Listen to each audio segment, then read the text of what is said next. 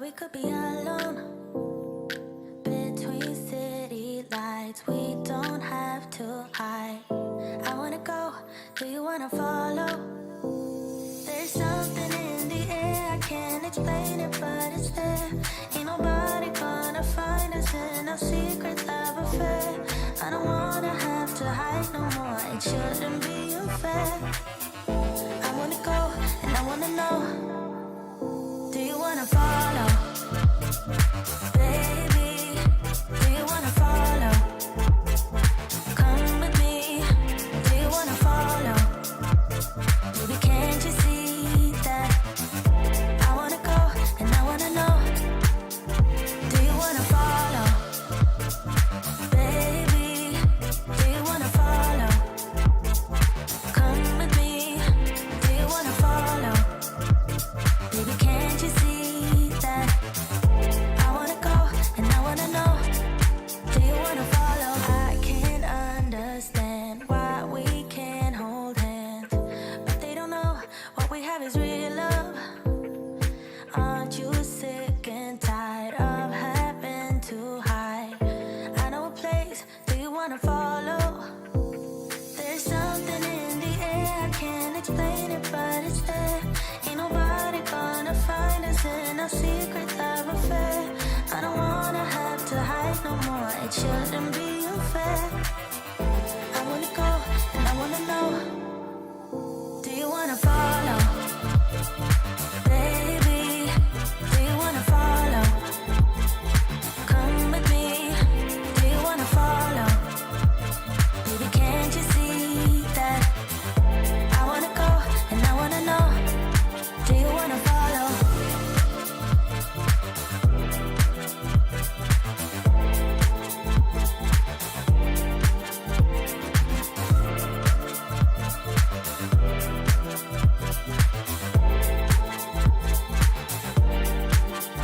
Do you wanna follow? Baby, do you wanna follow? Come with me, do you wanna follow? Baby, can't you see that? I wanna go, and I wanna know, do you wanna follow?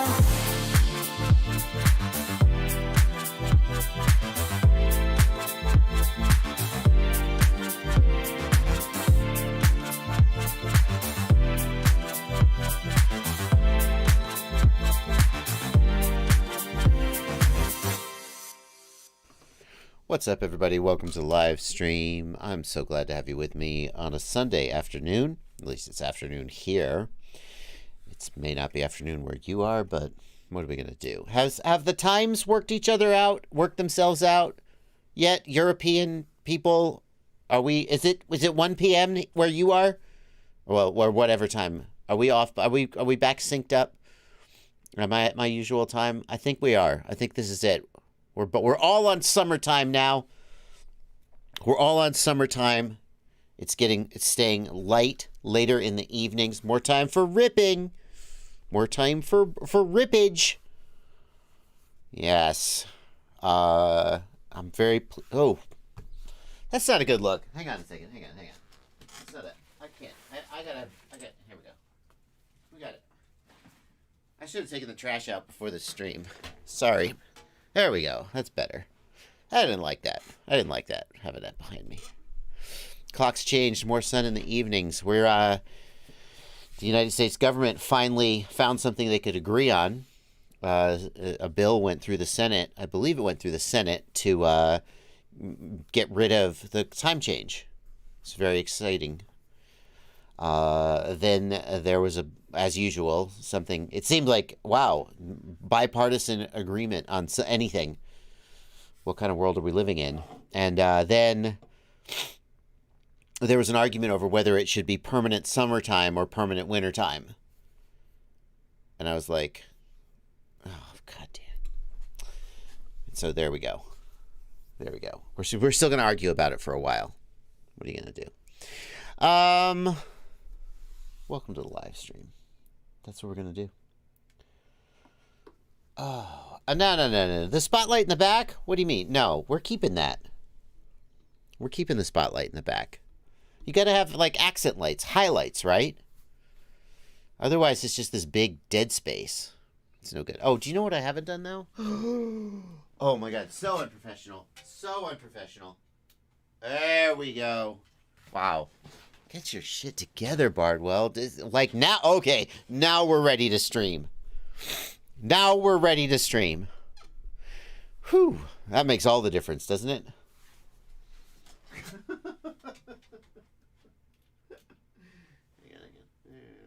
There we go. Okay. Oh, I know what you guys come here for, and it's the incredibly high production value. Oh, and the burping on. Oh, wow. Whew. Golly, get it together. Well, I better just get right into the content, because clearly the professionalism and the production value are not going to carry me. I turned on, there's a purple wash light on the back wall. There's a purple wash light on the back wall. And it's like, what did you do? It looks the same. You shut up. You notice my efforts at lighting. Welcome to the live stream, everybody. I'm so happy that you're here. People don't see the difference. I see the difference. I know the difference. Look, here's the thing. Here's the thing. Look, if we... No, see, that's worse. That's worse.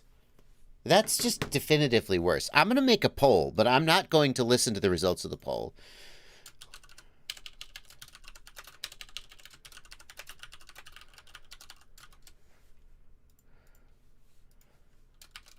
I'm going to make a poll. I'm not going to listen. I'm telling you ahead of the time. I'm not going to obey the results. I think this just looks worse. I think we need like a wash light, an accent light there. But I'm going to make a poll and I'm going to see what you think. I'm going to ignore the results of the poll. I'm just telling you in advance. Well, can we get to the content? Let's get to the content. Welcome to the live stream. You guys, I will be your host for the next couple hours. It's this light. It's the light I just turned off. Hang on. It's this one. Look, off. On. No, don't do that. On. Off. On. Right? Okay. So it balances. Otherwise, you get this dead space behind me. Anyway.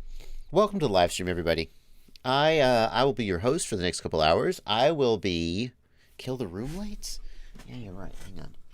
Oh, now. Now we got... Yes. Oh, now it feels like a live stream, kids. Now it feels like a live stream. We prefer it to be dimmer. Maybe. Just let it flash on and off for the next few hours. I will be taking your questions. Preferably not about the lighting. I'll be taking your questions. Ah!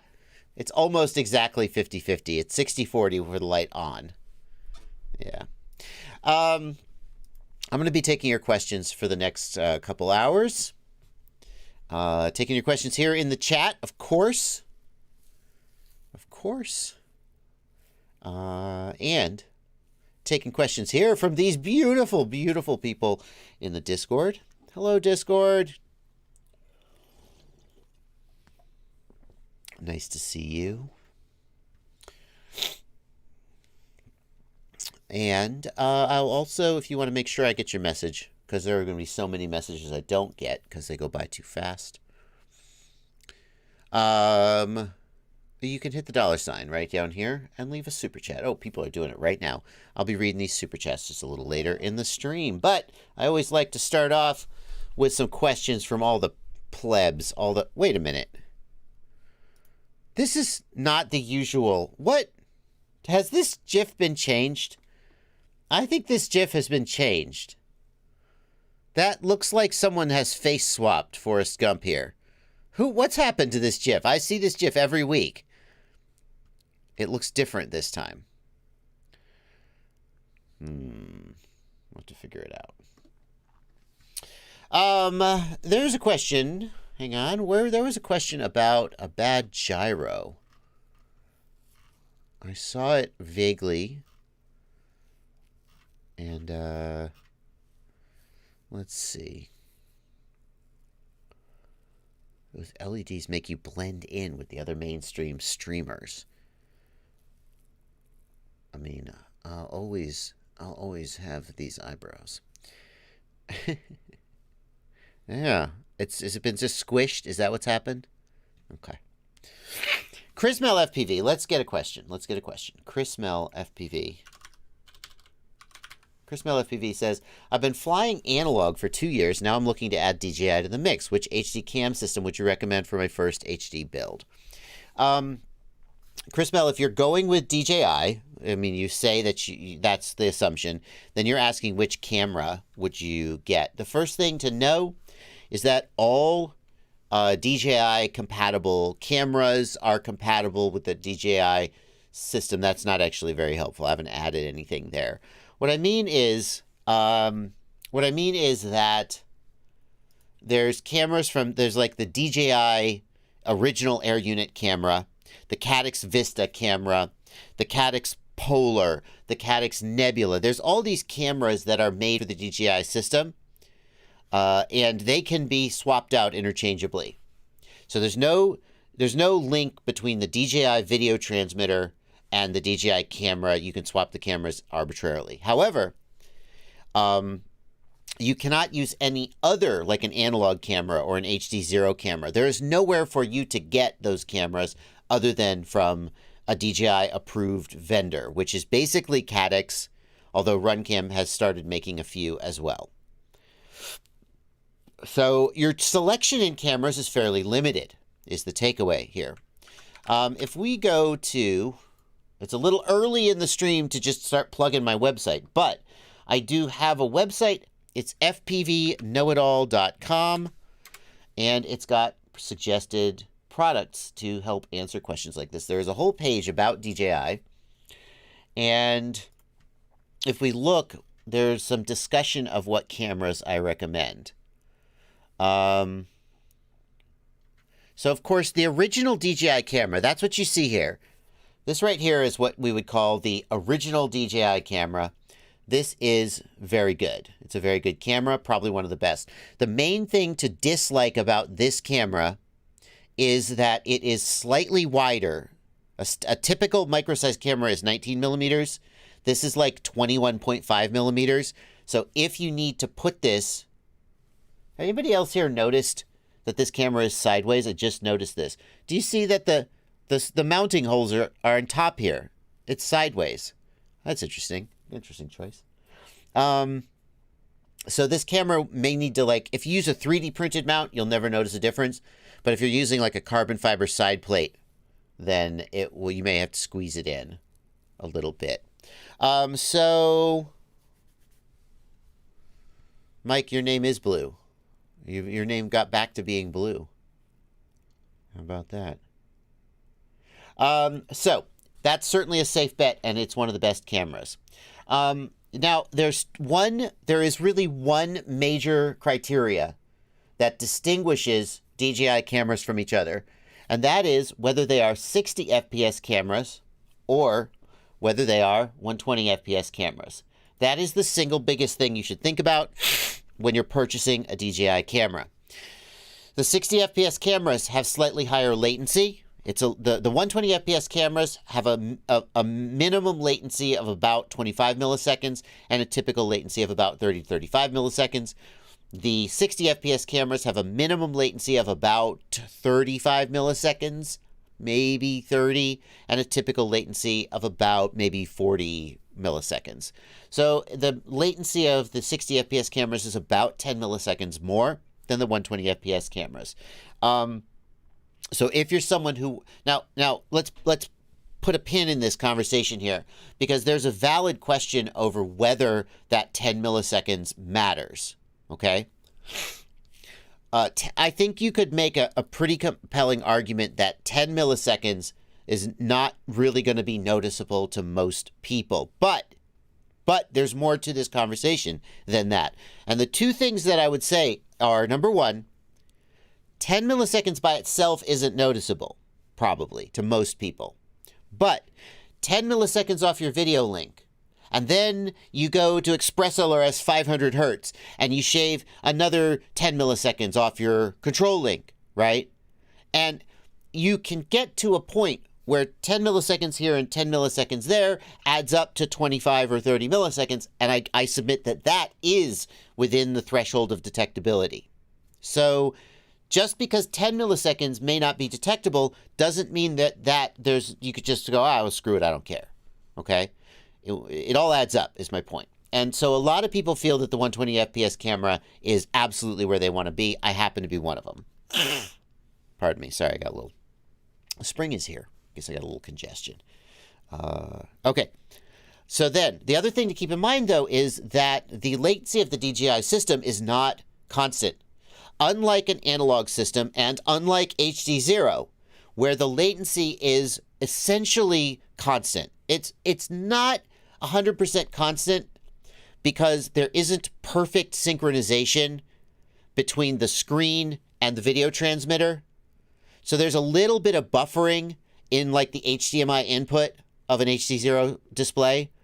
And that buffering means you'll get as much as 1 frame time. So basically 16 milliseconds. You'll get a little bit of variance. But with HD0, the latency is essentially, it's if not perfectly constant, it is much, much lower and much more predictable than with DJI. With DJI, because of the way they transmit the data, if you get into an area where you get some lost data, there'll be a big spike in latency that then drops back down again. And so the latency can be like really all over the place. So just because those 60 FPS cameras have an average latency of 45 milliseconds or whatever it currently is for you, you may be seeing much higher spikes. And that's another reason why many people prefer the 120 FPS cameras, because starting with a baseline of lower latency and faster frame rate, you can get better results. Also, 120 FPS is just smoother, although probably that's not like a deal breaker for most people. So in my opinion, going back to this conversation here, I would choose basically any 120 FPS camera that is in stock. The Nebula Pro, the image quality is almost identical to the Caddx, the original DJI camera. And if you need a nano camera, the Caddx Nebula Pro Nano is very, very small and is 120 FPS and is certainly worth a shot. The only reason I would... Do I discuss this stuff up here? Yeah. So I discussed this stuff up here. This is basically the whole conversation we're having right now. The only reason I would get a 60 FPS camera today is, number one, they're a little cheaper, and if you just don't care about latency, you're like, forget it, you get a 60 FPS camera, you save a little bit of money. The real advantage that one camera has, though, is that the Caddx Polar camera has excellent low light performance. Much better than any other DJI camera. And if you're very concerned about low light flight, get the Caddx Polar. Okay. Yeah, 1 second. I gotta close this window. Okay, so that's how I would pick a camera. The other thing that I'll say, and some of you already know this, but we just got to get it out of the way, the 60 FPS cameras can't adjust the camera settings. For example, you can't change the exposure, the contrast, the saturation. The 120 FPS cameras you can, and for some people that's also a very desirable feature. Mike Bergman says, ooh, yeah, Chris Rosser spitting acid at steel. Did Chris Rosser clap back? What did he do? Oh, no. That's the last thing we need is more Chris Rosser, Mr. Steele drama. Surely not. Surely he's too classy for that. Oh, a little bit of a shot fired there. What did he call the video? This is how you do no props in view, no compromises. Oh, Chris. Move over, Apex DC. Wow. No, that's well earned. That's well earned. I mean, Steele fired first, there's no doubt. I think. In fact, I don't want to get the history wrong, but Rosser reviewed the Apex and said it was amazing, more or less. Then somebody handed Steele one of Rosser's frames, well, a whole build. To be fair, this was just somebody walked up to Steele with a camera in their hand and a quadcopter in their hand and said, "Hey, dude, do you want to try this?" And Steele recorded it or released it, or Steele released it, didn't he? And he had some choice things to say about the build that he didn't like. So yeah, fair. It's fair. It's fair. I haven't watched this video yet, but AOS 5 V2. Let's see it. It's a very interesting... Not everybody's going to like the way this frame looks. That's for sure. It's a very interesting frame, though. Props out of you, no compromises. Well.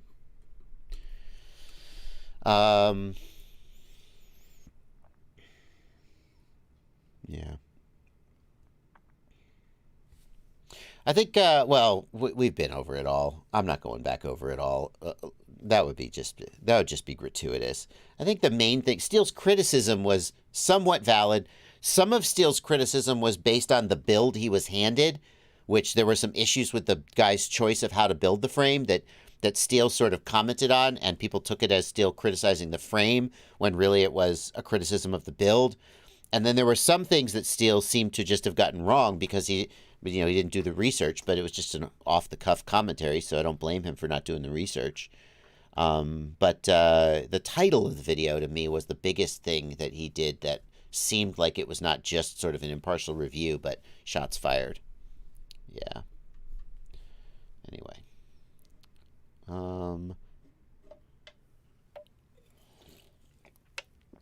Anyway, you will always get clicks by taking a shot at the big guy. There's a principle in marketing, which is that if you mention another product in your comparison, the implication is that they're better than you in the market. So, like, going back to the days when I was going back to, I don't know if they still do this, but remember the Pepsi Challenge? No one remembers the Pepsi Challenge except old people like me. They would have people taste test Pepsi versus Coke, and people would like Pepsi better in a blind taste test.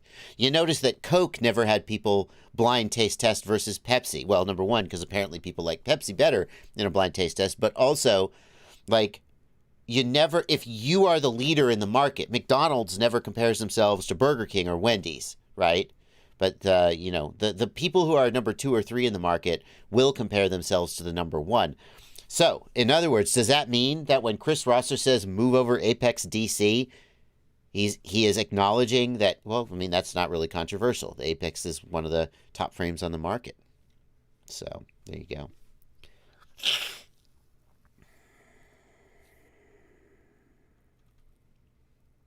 .509 Fun says they both suck. Fair enough. By the way, the Pepsi Challenge, my understanding of it was that Pepsi is sweeter than Coke, and on first tasting, Pepsi is preferable to most people, but then by the time you have to, like, drink a whole glass of it, then people like Coke better, and that's why Coke is more popular. Not really relevant to FPV, though. Let's dive into some of these super chats that have come in. Just a couple super chats. We won't make you wait too long to read them out. Philly Style FPV, thank you for a $5 super chat. JB, help! Beta FPV Toothpick F405V4. It has motor plugs. I assumed the pads right in front of it were also motor pads. Any way to remap or something? I mean, I also would assume the pads in front of it are motor pads. Excuse me, so rude. People really don't like that. What are you going to do?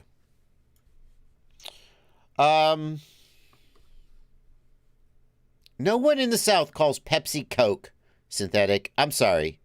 Sorry if I don't mean to jump down your throat, synthetic. That's a real peeve of mine. It's a stupid peeve. I'm sorry. It's my personal pet peeve. This joke about how, haha, in the South we call everything a Coke. I've lived in the South since I was 8 years old. And I've never heard someone who wanted a Sprite say, get me a Coke. When you're like out ordering food, they say, can I have a Sprite? You just say, if you order a Coke, you want a Coke. Nobody says that. It's this common joke. And Southerners make it. And I'm like, do you live here? I've never heard anyone ask for a Coke and not want a Coca-Cola. We don't call soft drinks Coke. Anyway. And if I say, get me a Coke, and you offer me like an RC Cola, then just no. All right, anyway, moving on. So we got plugs. Do we have plugs? Where's the plugs? There's no plugs on this thing. So, I mean, I see where we could have plugs, right? So here's where a plug would go. And these 3 motor pads are the exact same pads. That's it. Hey, Phantom FPV, how you doing, man? Good to see you here.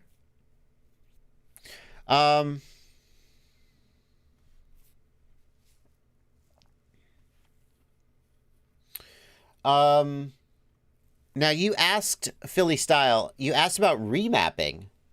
You cannot remap motor outputs. These pads are directly connected. You can't see where I'm pointing, sorry. These pads are directly connected to the FETs. These FETs right here, I guess. These are connected to these pads and cannot be remapped. Now, if you need to remap the signal wires, like you've installed it crosswise and you need to just rearrange the motors, you can do that. Like you could remap motor number 1 to motor number 2 or 3 to 4 using Betaflight resource remapping. That you can do. I'm missing some aspect of your question, Philly Style. I'm going to keep looking in the chat to see if you pop up. Because, like, yes, these pads are the same as the plugs that would be here if the plugs were installed. So what is it you want to remap? What are you asking?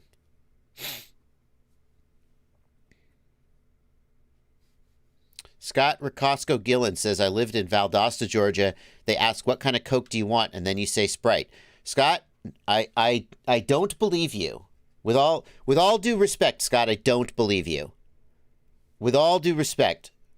And I'm not saying you're a liar. I'm just saying that, like, I drink Diet Coke. So when I go out to eat and they ask what I want to drink, I say Diet Coke. So obviously they just bring me a Diet Coke. But my wife drinks Coke. She drinks Coke, regular Coke. I have been out to eat with her since we've been together a long time, like 18 years we've been together. We've been into a lot of meals. And every meal we go to, they ask, what do you want to drink? And she says, can I have a Coke, please? Never in all of the time we have been together has anyone asked, what kind of Coke do you want? They just bring her a Coke. Never. I don't believe it. I don't believe it. I don't believe it. Like, the closest you could get to that would be like, hey, when you come to the cookout, can you bring some Cokes? That's the closest you're going to get. If I said, hey, look, can you bring hamburgers? Can you bring hot dogs? And can you bring Cokes and you bring beers? I would not expect you to show up to a cookout at that point with nothing but Coca-Cola. I'd expect you to bring a variety. But I would say, can you bring drinks? But, like, that's the closest you could get to calling sodas Cokes and meaning it generically. Anyway, moving on. Super Chats. Thank you, Bill, for $5 in the Super Chat. Just wanted to say thanks for getting back to me about my AOS 7 Vista mounting location. You filled in a key detail I couldn't figure out. Awesome. I'm glad I helped you out, Bill. Thank you for the donation. Crash Defer FPV, thanks for a $10 Super Chat. What is the deal? What's the deal with power lines and FPV? That's my Seinfeld impression. It's not very good. I've hit a few and nothing has happened. Could I fry my electronics, or is it like a bird touching a wire who survives because there's no path to ground? Yeah. It's exactly like a bird touching the wire who survives because there's no path to ground. Now, bear in mind, some power lines are insulated. Some are not. Some are insulated. I'm thinking specifically of like the last line that goes from the transformer to your house. I think it's insulated because, like, if I were on my roof, I could literally reach out and touch it. And I'm thinking they wouldn't have that be uninsulated. I don't know for sure. But the lines up in the air, they are uninsulated, I think, because trees touch them and they get shocked and shit. The reason, I guess, that it doesn't get hurt is there's no path to ground. That's exactly right. So, nevertheless, you could fry it if it was like high enough voltage. Chris Mel FPV, thank you for a $5 super chat. Thanks for answering my question. Appreciate all the awesomeness you do for us. Thank you so much. Crabtree FPV, thanks for a $10 super chat. Crabtree thinks I need some yellow LEDs in the background. No, I don't like yellow. I mean, I like yellow and purple together, but I tried mixing in some yellow, and I didn't think it looked good. Like, we could take this lamp, and I don't want to save this preset. We could take this lamp, and we could move it towards yellow, right? We could make it RGB and move it towards orange. We need to make it dimmer because it's blowing out the camera. Yeah. I don't think like yellow or orange looks good over there. Like, I understand that purple and yellow are complementary colors. But I just don't think so. Little yellow Bardwell logo. I like anyway. So we're going to go. Philly Style FPV is back with another $2 super chat. I wired to those pads, no ESC beeps. Okay, so Philly Style, thank you for another super chat. You wired your motors to these pads and you get no beep whatsoever. So, with BL Heli, the first 3 beeps, doot-doot, that means that your ESC is alive. And the second doot-doot means that the ESC is talking to the flight controller. If you don't get even a doot-doot, that's bad. That's bad. And the reason I say that is that you got 4 motors, right? You got 4 motors and 4 ESCs. If you power up and you don't hear even one of those go doot-doot, whew, that's bad. It suggests that the ESC is not powered up.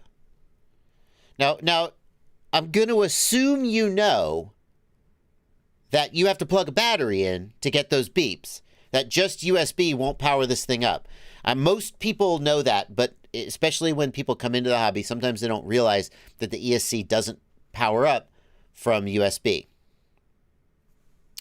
So plug in a battery. If you plug in a battery and you don't get any beeps and your motors are soldered up, I hate to say it, it feels like the flight controller is dead.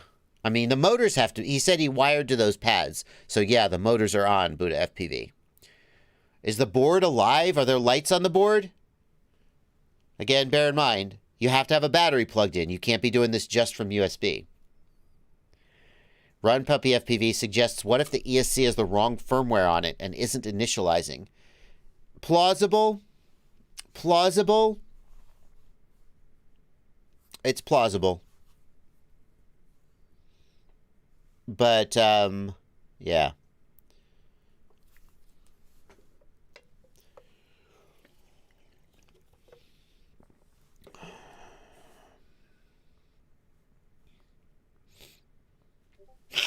EDOC asks, doesn't that also happen when no motor protocol is selected? Again, very good question, EDOC. But again, the ESC will go doot-a-doot as soon as it gets power, and it needs the motors connected because the motors are actually what makes the beeps. With no flight controller connected, no motor protocol, no nothing, it will still go doot-a-doot. It's the doot-doot that comes from the flight controller. You follow? So, if you don't get any of the doot-a-doot, the most likely conclusion, especially with a Beta FPV board, is that the ESC has died. I hate to say that. Now, don't just like go, well, Bardwell said to throw it out. I mean, you could investigate a little bit more. Like, you know, does it... Are there lights on the board? If you plug in a battery and the board lights up and you don't hear doo-doo-doot, then I think the board is dead. Because, like, how could all 4 motors be messed up and all 4 ESCs? Something else has failed further up the line. That's what I think. Okay, moving on. Callie FPV, thanks for a $10 super chat. Can you do... no. All right, I appreciate the $10 super chat, Callie FPV, but I don't want it to turn into a pile-on. Let's be kind. Let's be kind. Thank you for the donation. I assume that's a joke. But, yeah. Thank you for the donation. Cody St. Cyr, thank you for a $5 donation. Archer RS antenna replacement. Can't find the right one. I'm 99% sure, Cody, that the RXSR antenna is the same as the Archer RS, that they use the exact same plug. So just look for an RXSR antenna.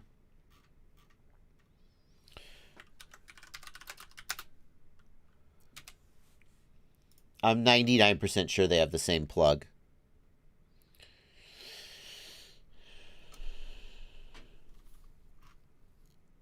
Let's see if we can look.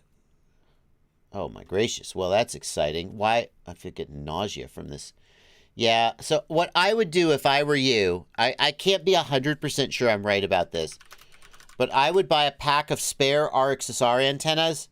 It's going to cost you $10, and hopefully it'll be right. I'm fairly confident it's right, but I can't be 100% sure. This is what I would do if I were in your situation.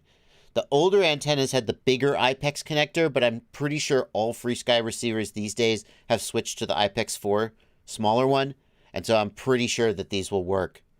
Any RXSR antenna will work on the Archer RS. Guillermo Nespolo, thank you for a $2 super chat. Hello, Guillermo. Thank you for being here. Okay, we're caught up on super chats.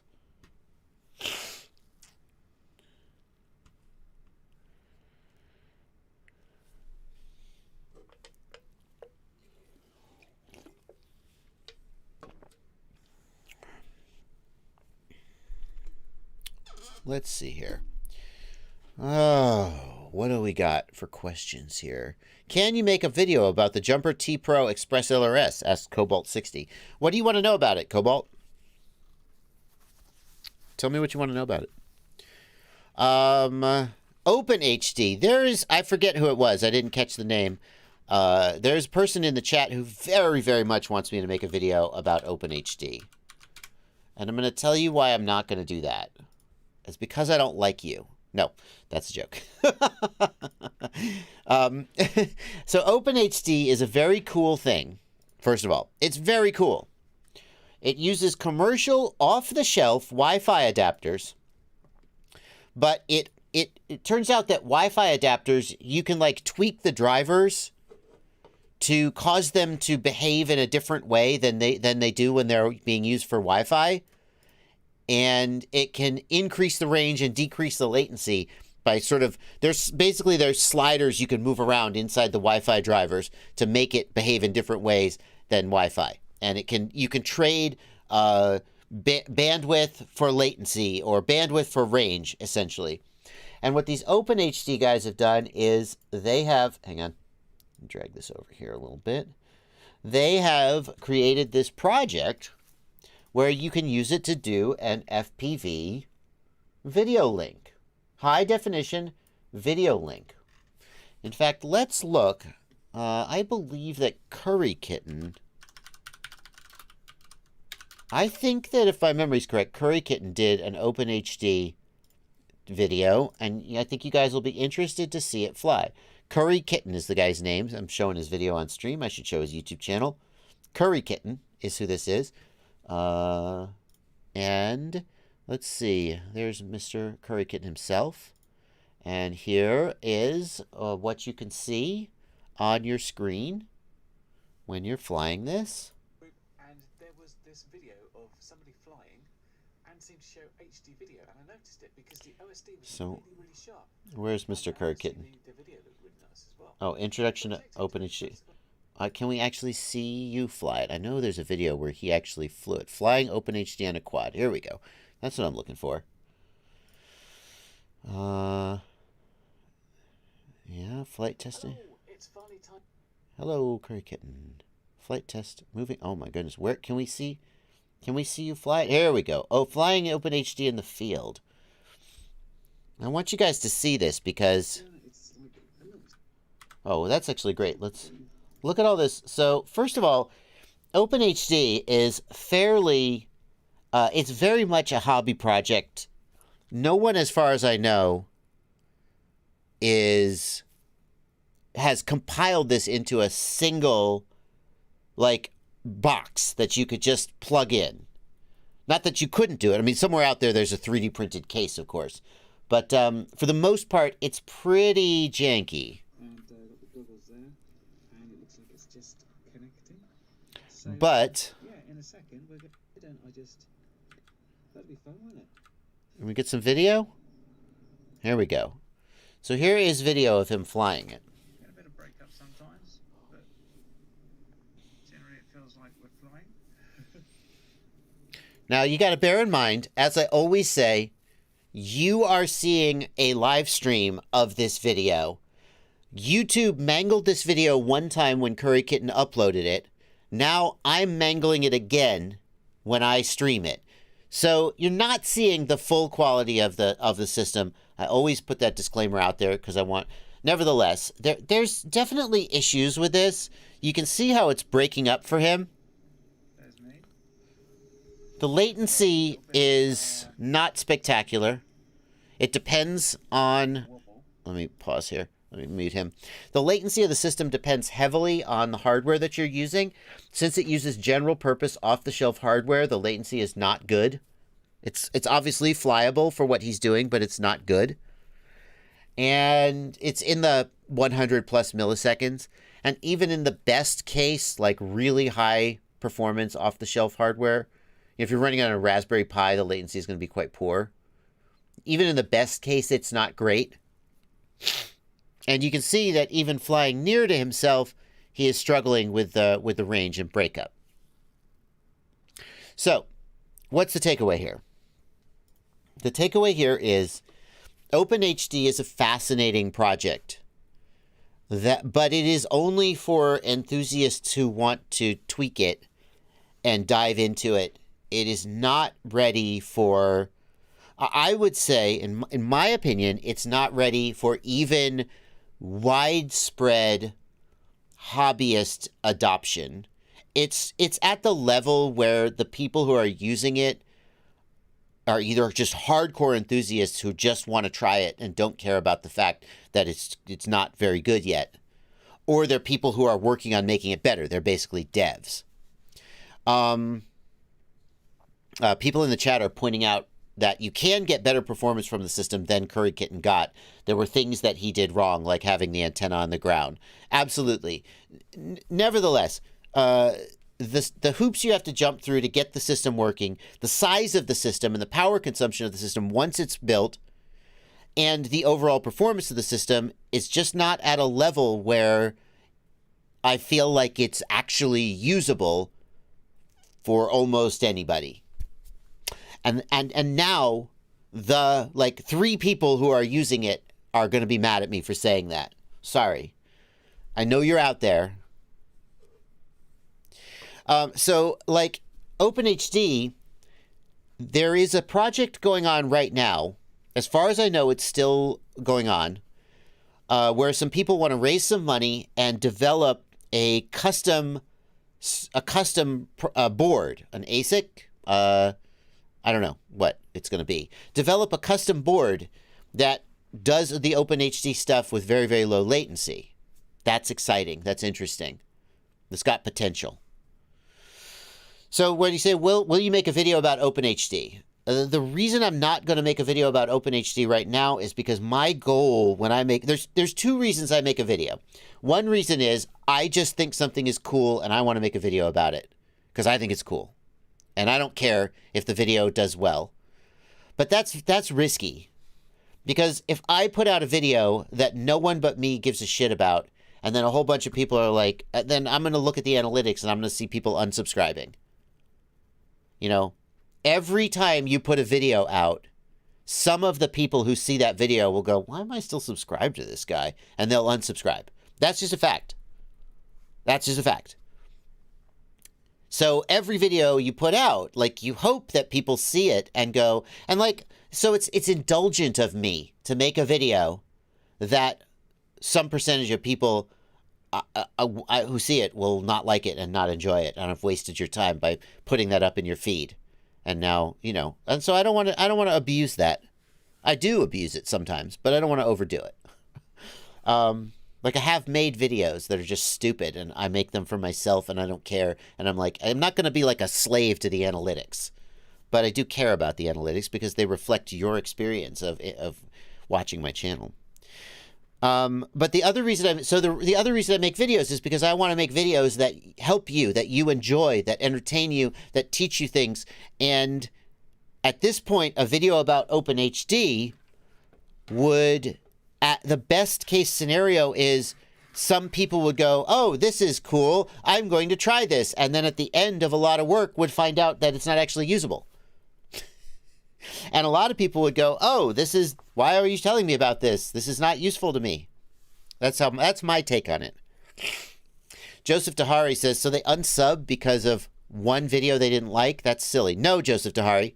No, this is just a fact. Like, right now, I am subscribed to 200 YouTube channels, approximately. I don't actually watch content from most of those channels. Once upon a time, I subscribed, and now I've forgotten that they exist.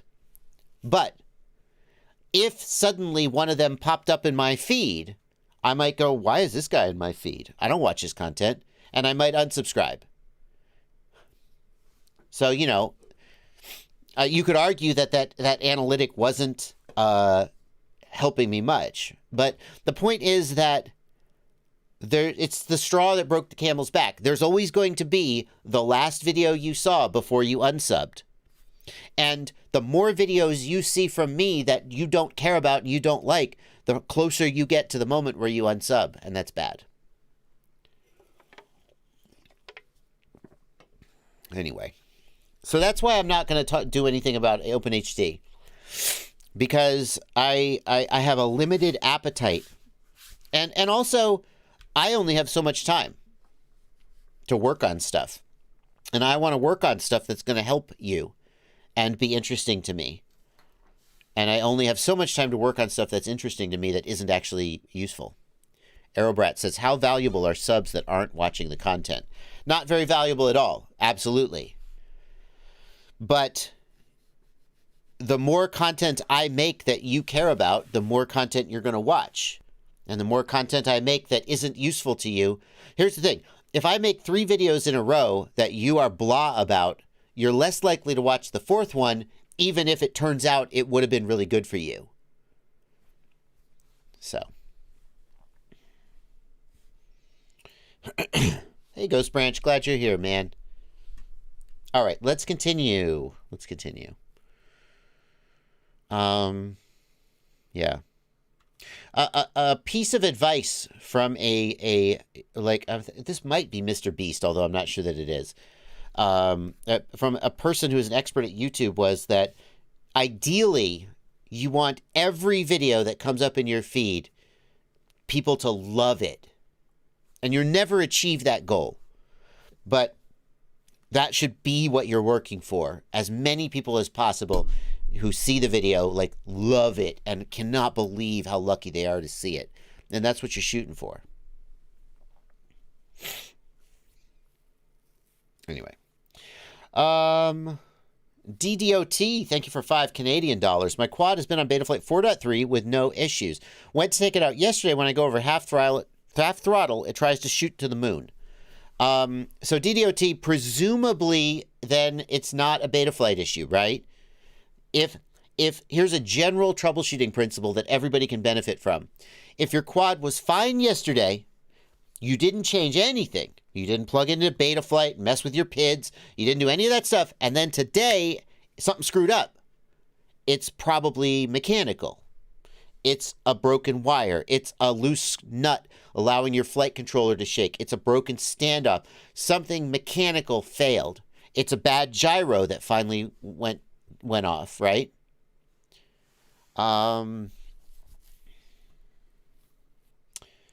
So that sounds like a gyro issue or a vibration issue. DDOT. Trying to fly away when you raise throttle is too much vibration, not enough filtering, bad gyro. First thing I would do is I would check the standoffs to make sure the flight controller is not loose. I would check to make sure that nothing has started like touching or vibrating against the flight controller. And potentially you would then swap the flight controller to see if the gyro has gone bad. If you tweaked the PIDs and you didn't tell me about it, then go back. Go back to whatever you changed.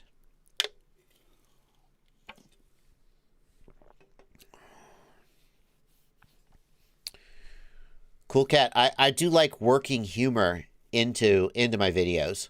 Cool Cat says, I appreciate the deadpan dad joke style of humor you have. You're naturally a funny dude. I wish you made silly videos, but I understand you can't. Yeah, that's a tricky one, Cool Cat. Like, I have made videos with comedy in them. You have to, but like a lot of times I don't, sometimes I'm just in a silly, goofy mood and I come up with a joke for a video off the top of my head. If I had like a writing staff, right, I would sit down and like, there's a list of things I try to do for every video. Like before I make a video, the first thing I try to think about is what is the title and the thumbnail going to be for this video so that then I can structure the video around that title and thumbnail. Obviously, I start with a concept for the video, but then you go from concept, general, broad to specific thumbnail and title, and then you write the video around that, right? So that's a thing I do for every video before I start shooting it. Some people would script the video. I don't have time for that. If I had all the time in the world, I would sit down and think of a joke for every video. And I would start the video with a joke. I think that would be really cool and really fun. And I would enjoy it. But I just don't have, sometimes I have a joke in mind and it comes to me and sometimes I don't. Right? Like, I really love Throttle House. Can I share with you guys? Throttle House is they're a YouTube channel about cars, and they are fantastic. If you like Top Gear, but you miss Top Gear not being on anymore, Throttle House is about as close to Top Gear as YouTube has these days. And I'm not going to play any of their videos because I don't want to take any chances of like playing music or something. But quite a lot of their videos, like nearly every of their videos, starts with a gag or a sketch or a joke, and then transitions into the review. And I love it. It's so engaging. It humanizes them. And I would love to emulate that, but I just don't feel like I'm good enough and fast enough at writing good jokes to implement that for every single one of my videos. Anyway, moving back to the questions and answers. Verix Lin, thank you for 5 Hong Kong dollars and another 30 Hong Kong dollars. How can you tell from black box data if the vibration is PID filters and can be fixed, or if it's frame resonance and can't be fixed? Verix Lin, there is an answer to that. If you look, so let's see if I can, do I have a black box log like in my downloads or something? I bet I do. Yeah. Let me see if I can grab a black box log here. Yeah, here we go. Here we go. So in black box, I don't even know what log this is. This is just something that was in my downloads folder that someone sent me. So here in black box, okay, we're going to pick, oh shoot. So we really need debug mode. We don't have debug mode here. Damn. Let's see if I can grab one that does.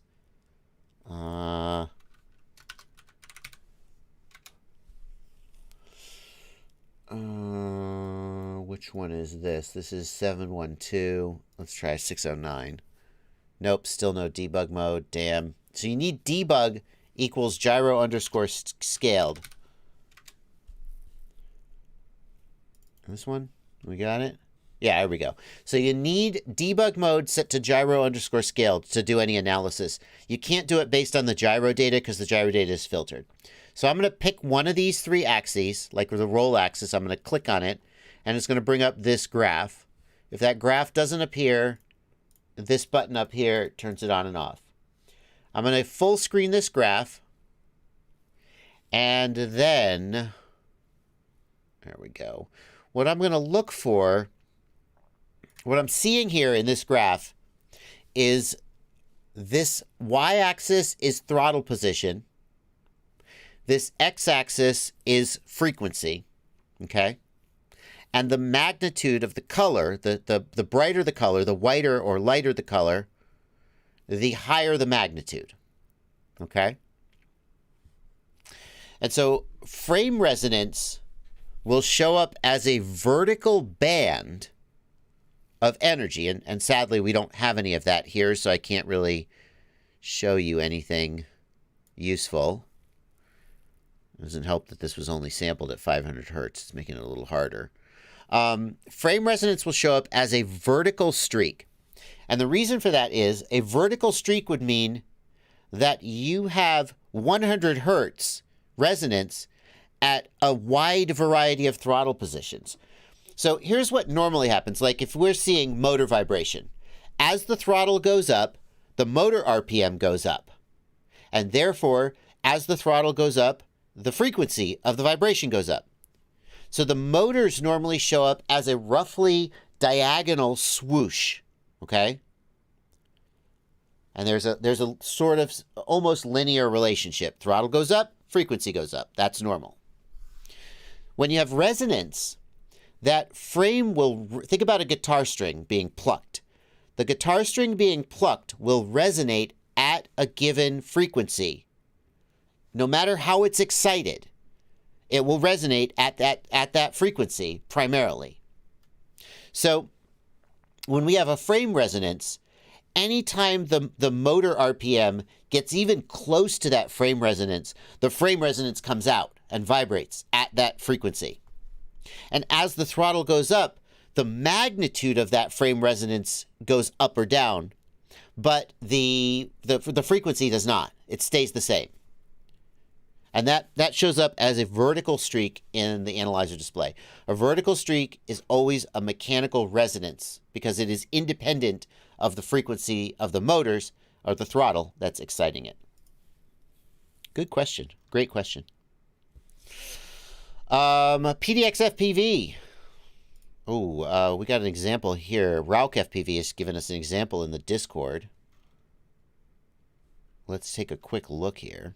See if there's anything good in this one.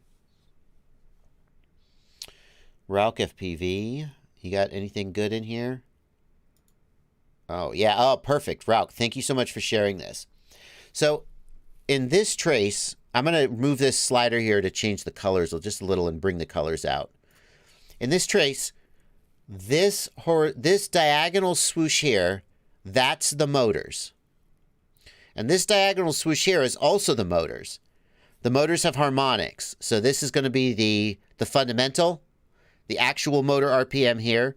And this is going to be, I guess, the first harmonic or second harmonic. It's a little strange that the second harmonic is higher in magnitude than the first. I'm a little confused about that. It makes me wonder if I'm misreading this somehow, but I don't think that I am. Regardless, right here, this vertical streak right here is a frame resonance. And you can see it gets really bad. Let me just scooch this over a little and stretch it out. You can see that it gets really bad when the second harmonic of the motors crosses over this frequency of about 180 hertz, let's say. When the second harmonic of the motors crosses that frequency, it gets really bad. Because the closer the motor is to this frequency, the more it will be excited. But you can see we've got this little vertical band, just barely visible. This vertical band there, and that is a frame resonance. How can we best bring that out? There we go. We can really see it start to come out. And that's a frame resonance. Not an extreme one. I mean, the thing is, all frames are going to have resonance. Every physical object is going to have resonance at some frequencies. So the fact that this exists is not a problem, necessarily.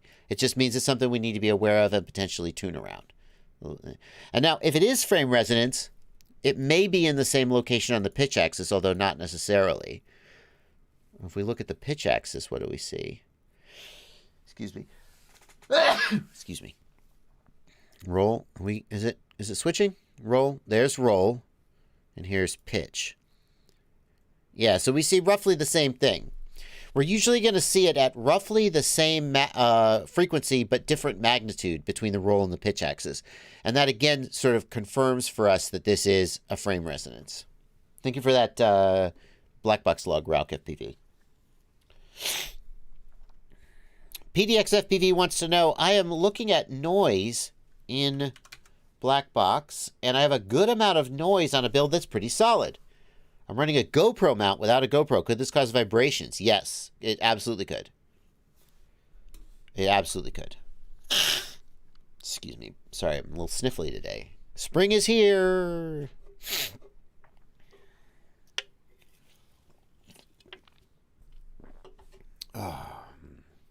ZFPV says, the goal is to put the frame resonance at as high of a frequency as possible.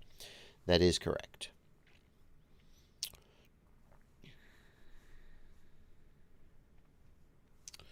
So, Rauk, if you've got that frame resonance at 180 hertz, that should be, it would be better if it were higher, but that should be filterable.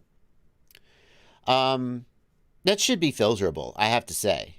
Like, Rauk, I'm going to bet that we wouldn't see a lot of that in the post-filter gyro traces. And the closer when you get down to around 120 to 100 hertz, now you got real problems. Well, the thing is, Rauk, yeah, you can see the filtered result, Rauk. I have the black box. The thing is, the filtered result usually looks very good, even when it's problematic. It's not always possible to tell visually that the post-filter result is a problem.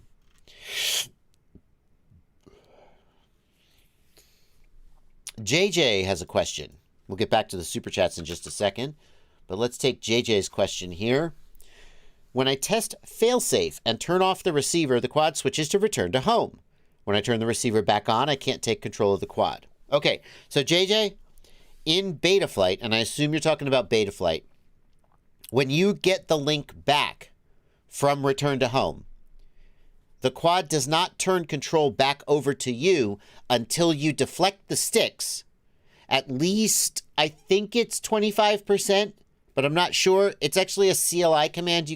It's a CLI option that you can change. But by default, it will keep doing its thing until you tell it that you're back in control by deflecting the sticks. So what you should do is turn the controller back on, and then, like, move the yaw stick left-right, or tip the roll stick left-right until you get control back. That's my guess as to what's going on.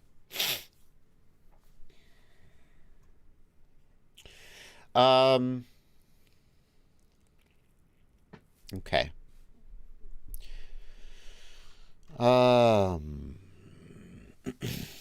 DDOT, thank you for $2 Canadian. Thanks for the help. Damn those eyebrows. I know, right? Morton Upshot, thank you for a $5 super chat. Posted a gyro question in the Discord at 101. Ooh, that was a wise back. 101 in the live stream chat? All right, let's go back. Can't say no to the patrons. Can't say no to the patrons. Well, you can, but you regret it. At 101, Morton Upshot posted a patron and a super chat. You really can't say no. Morton, I saw this. I was like, where's that gyro issue? I'm glad you reminded me. Got a possible gyro issue. Want to know if you agree. Note that it pitches up and then rolls only when I only move it on the pitch axis. Even with the default orientation, it still does this. So, Morton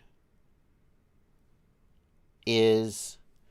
You are moving the quad only on the pitch axis. Oh, that's pretty weird. Can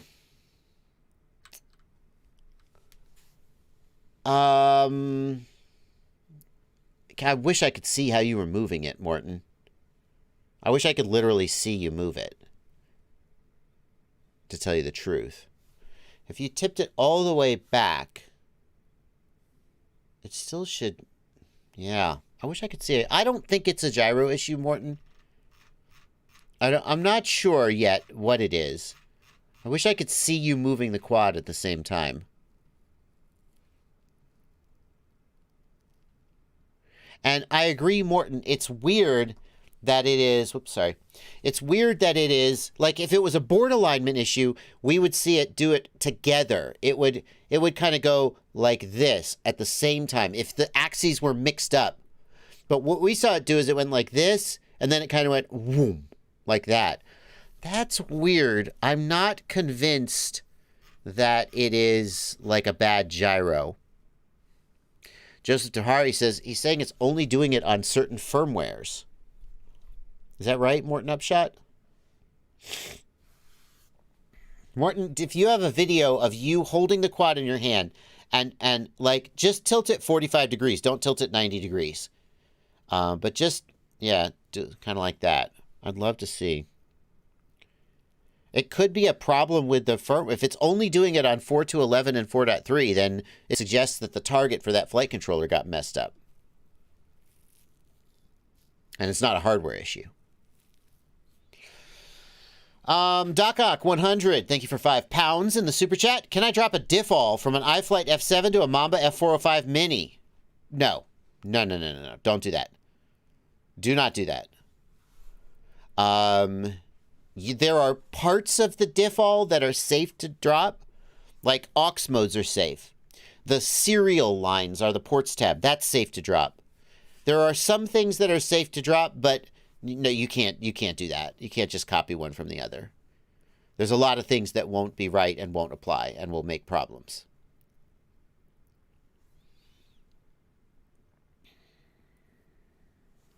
Mike Curran, thank you for a $5 super chat. Any news on the Flow State documentary? No, nothing has changed since the last time. That we are in the process of trying to sell it. There is a deadline after which, if it hasn't sold, I will want to just self-publish. I'm not going to say when that deadline is because I don't want to create any expectations. We are aware that people want to see it. We want to show it. And we are acutely aware of how long it's been since we finished the film. And I would say that, speaking for myself, it has been harder to sell the film than I thought it would be. That may have been naive on my part.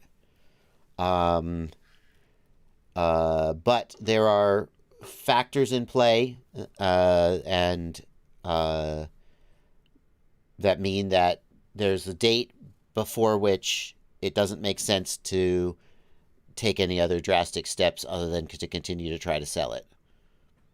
We've talked to some streaming services. One of the things we were told by someone who thought they knew what they were talking about, and maybe they did, was that the big three, Netflix, Apple, Apple TV, and Amazon Prime, are basically a dead end. That they are not interested in buying any films that they didn't help produce these days. I mean, obviously, big major studios, of course, but small independents, they want to be participating in the creation, and that they said that basically they were a dead end. That has been consistent with our experience of trying to get in front of them. There are smaller streaming services like we talked to Crackle, and Tubi comes to mind. I don't know if we actually talked to Tubi, but smaller streaming services like Crackle and Tubi are sort of on our radar. That's that kind of thing we're working on. If there was a resolution, we would have announced it. And there's a deadline in my mind as to when I will just be like, all right, let's just stop this nonsense.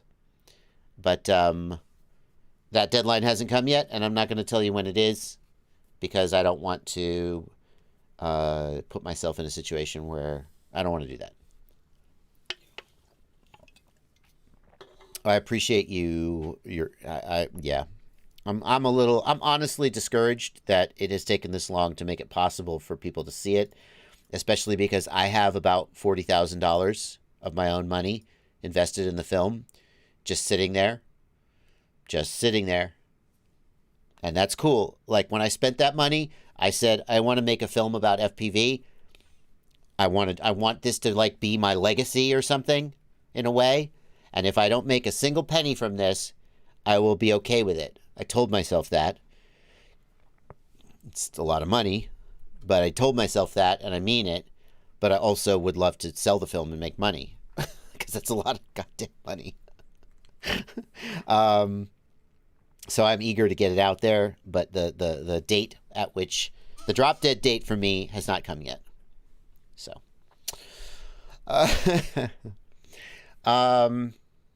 Coelho FPV, thanks for a $10 super chat. Where can I find definitions and explanations of the new Betaflight 4.3 parameters such as jitter factor and so on? On GitHub, maybe? Maybe. I mean, that's fair. Let's try that. Like, usually if it's not in the wiki, hang on, I effed it up. If it's not in the wiki, then at the very least you can find an issue or a pull request. So let's go to pull requests and let's take away is open, because this would be a closed pull request, and let's search for jitter_factor. Add feed forward max rate and jitter factor to MSP. So this is adding to MSP. That doesn't probably tell us what it is.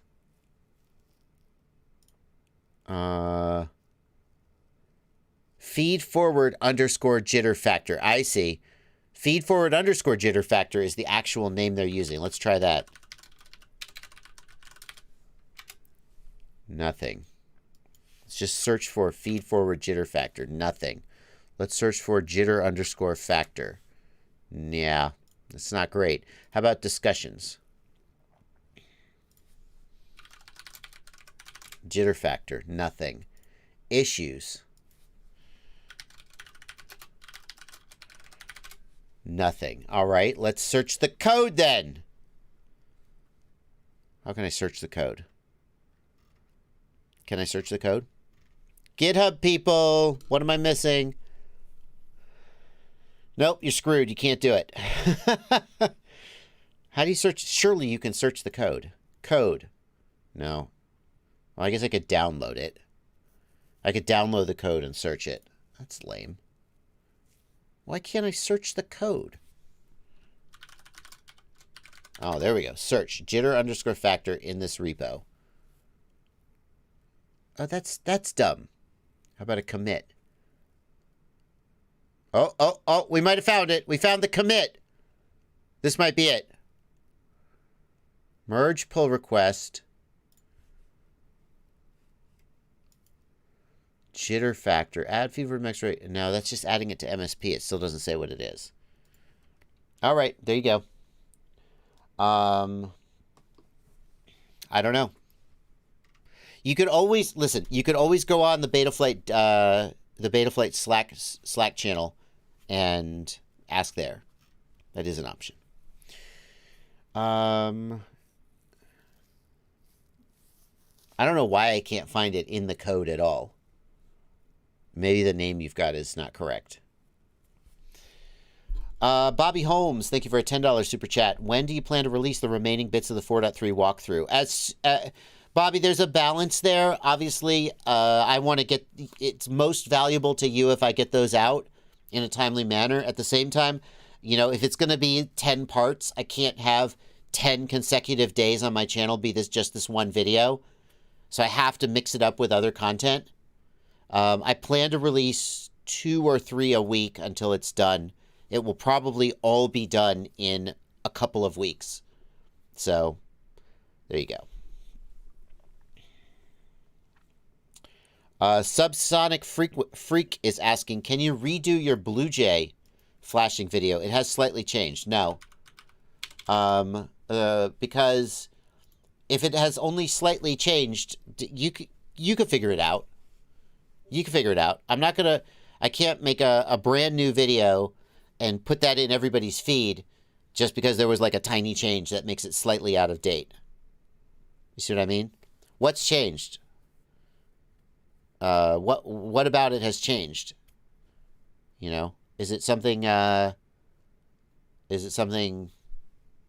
like, is it a total deal breaker? Yeah.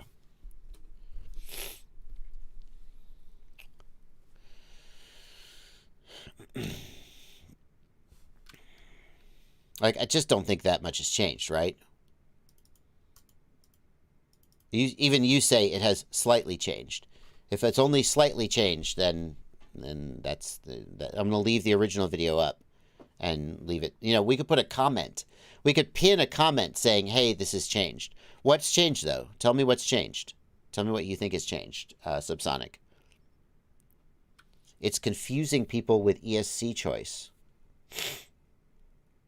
Things are not listed like your video states. I don't think that's true, though. Like, you may have a specific ESC that the hex is not in there. But that, I mean, that might be a topic for a follow-up. But I don't think it's actually, I don't think they've taken that out. I suspect it's just that your ESC, it's not in there. And you have to manually download it. I don't think you should need to download a hex file. I suspect there's some confusion here. Kent J says, have you been using the DJI Action very much? The DJI Action. Kent J, wonder if you think it's worth the weight savings. So, Kent J, I'll say this. Ooh, well done, Your Majesty. Good search. Kent J, I'll say this about the DJI Action 2. Stingy, Stinger Swarm uses it. Phantom FPV uses it. Those guys have high standards. Stingy has high standards for video quality. And Phantom, I don't know. But they both bash the hell out of their quads. One of my main concerns about the DJI Action was the price and the durability. And if it's good enough durability for Stingy and Phantom, then I'm sold. The lens on Stingy's Action was smashed out, and he just kept flying it. And, you know, you got the GoPro, the Best Buy insurance, right? At the end of the day. It is a significant weight savings over a GoPro, especially if you're talking about a Hero 9 or 10. Significant savings. Like 100 grams. 100 grams. And, I mean, that's a lot of weight. So, it's expensive. If it's like $500, even a Hero 10, I guess that's getting up in the $500 range. How much is a Hero 10? I mean, I don't feel like a Hero 10 is a great freestyle camera because it's so heavy. I would rather fly a 7 or an 8. Hero 10 is closer to $400. That's still pretty expensive. $350. Hero 10 on sale for $350. Yikes.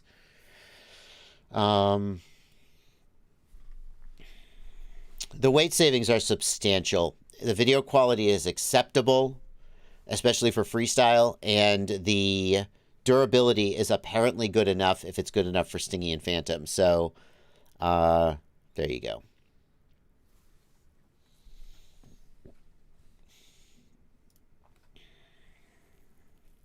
Flyeronymous, thank you for a $20 super chat. That's very generous. Thank you for your generosity.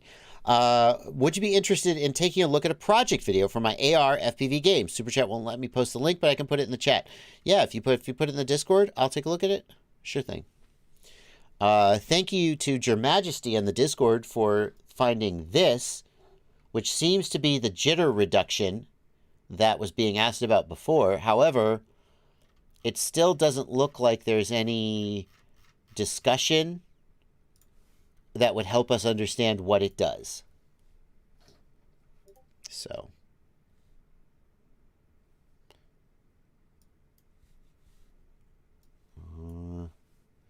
Your Majesty said he searched the Jenkins build notes.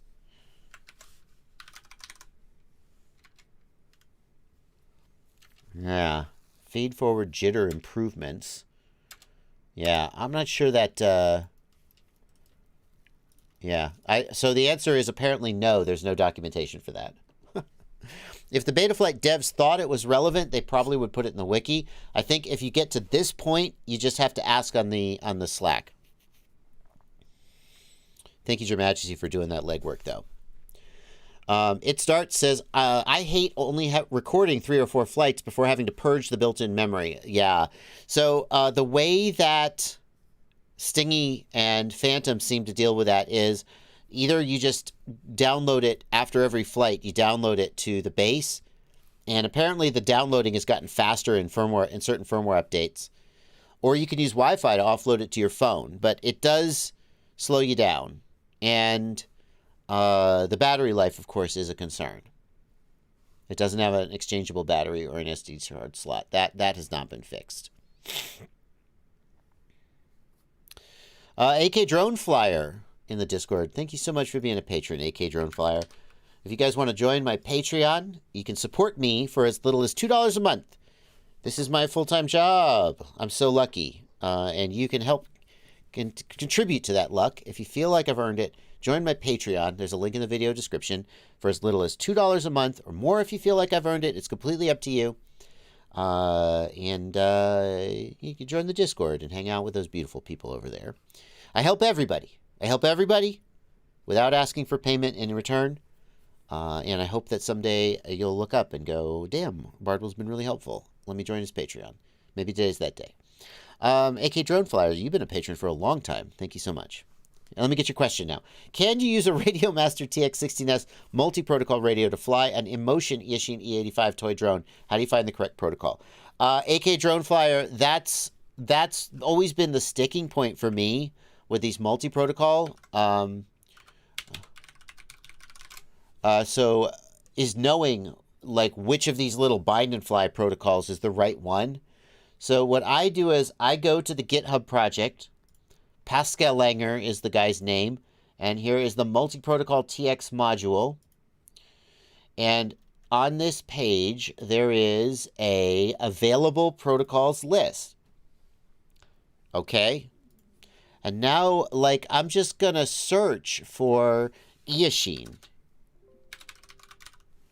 Okay. So here is E01X45, which is supported by the Eachine E012. Here's the Eachine E015. Here's the Eachine E129, E30, and Twister Ninja 250. And where else can we find Eachine? I'm just going to search through this page looking for that model, the Eachine E85. In fact, let's just search for the E85. Nope. Okay, so now Eachine E85 didn't show up. But the first thing I guess I would do is I would try each of these and cross my fingers, and maybe it would work.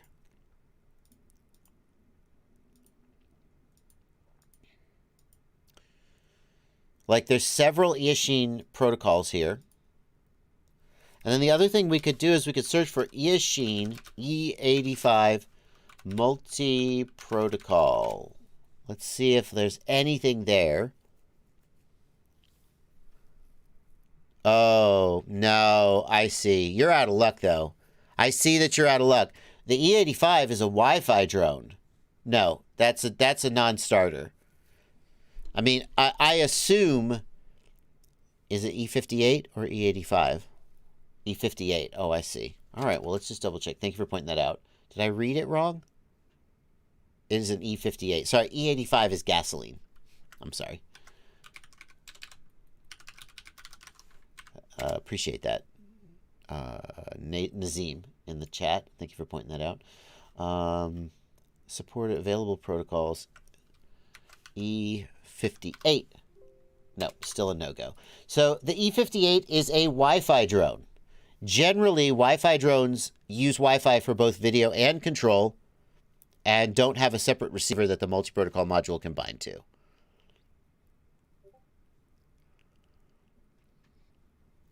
So probably you're out of luck on this one because it's a Wi-Fi drone. We're going to go back to this question from Morton about his a drone moving in a weird way. He's got a video uploaded that we can see what it's doing. Uh-huh. Okay. Yeah, but you what? Don't. That's fine. That's fine. Yeah, but I think it's... I wonder if it's just getting confused because the accelerometer... You're taking the accelerometer all the way to 90 degrees. And I think it's just getting confused because you're taking... when you tip it back less than 90 degrees, Morton, does it do the same thing? Don't lift it straight up like that. If you think about it, Morton, it's using the accelerometer, and when you get all the way to 90 degrees, it only has to be slightly off for it to get confused about which direction is up. That's my guess as to what's going on. I think if you don't go all the way to 90 degrees, it's going to be fine. I agree it's weird that it's doing that, though, because, like here, let me... Hang on. Okay. Betaflight. Come here, Betaflight. So here is, boom, shabam, setup tab, calibrate accelerometer, done. Okay, so here we go. Here is my quadcopter, such as it is. Let me just reset Z-axis here. Okay, here we go. So I'm going to tip it back. Wait, which way is forward?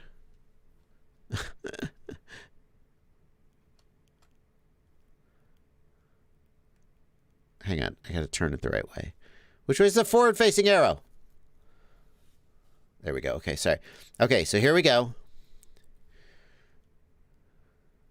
I don't think mine's going to do that. We go to 90 degrees. No, it just sits there, right? Clearly. I don't know why yours is... It's fine. Yeah, what is yours doing, Morton? Yours is effed up. Something's effed up about yours, I do agree. Because mine, you can see, it just moves correctly as you would expect. There's no weird... Yeah, there's no weird motion at all. Yeah, it shouldn't do that. So yours is messed up, Morton. So now you got to do some troubleshooting. Process of elimination, etc. Do you have a compass, Morton? Is there a compass on that?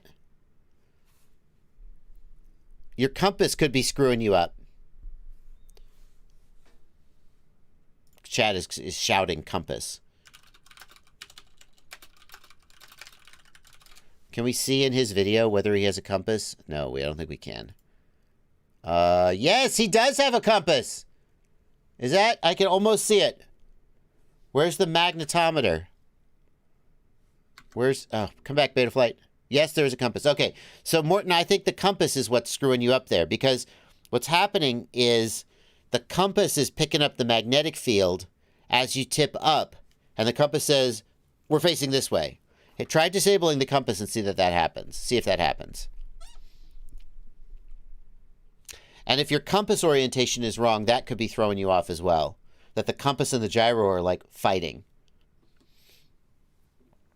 Thank you, chat.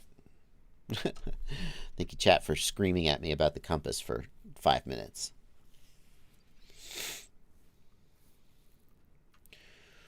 All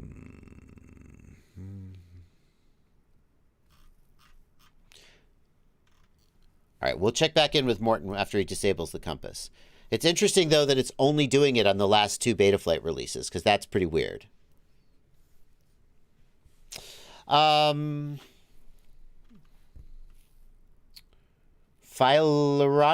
still looking for your project link in the... I assume you meant in the Discord. Grimmy West, thanks for £1.79. Crossfire failsafe at 1 kilometer on Betaflight 4.3. Grimmy, you need to flash Crossfire version 4.17 or 6.17. You need to flash... There is a bug in Betaflight 4.3 with Crossfire specifically, and Crossfire 6.17 fixes it. Well, Crossfire 6.17 disables Crossfire v3, which Betaflight 4.3 is having problems with. Okay. Verix Lin, thanks for 25 Hong Kong dollars. Do you and why do you need dynamic filters if you have RPM filter on? Ah, Morton Upshot says that fixed it. And that is why the Discord is worth every penny. So, Morton, I still think it should not freak out when it goes like that. I would check my compass alignment and make sure the compass is aligned and calibrated correctly. So, Verix Lin, dynamic filters are doing a different job than RPM filters. So let's go back to, let's see if we can go back to this black box log we were looking at. You can check the YouTube chat. File Anonymous. I don't know where the YouTube chat is, man. Thank you for a $5 super chat. Email me, File Anonymous, joshuabardwell@gmail.com. I'll check back with you. So, the RPM filters. Hang on. Let me screenshot this real quick so I can draw on it. I wish I had the ability to mark stuff up with like a pen, but I don't.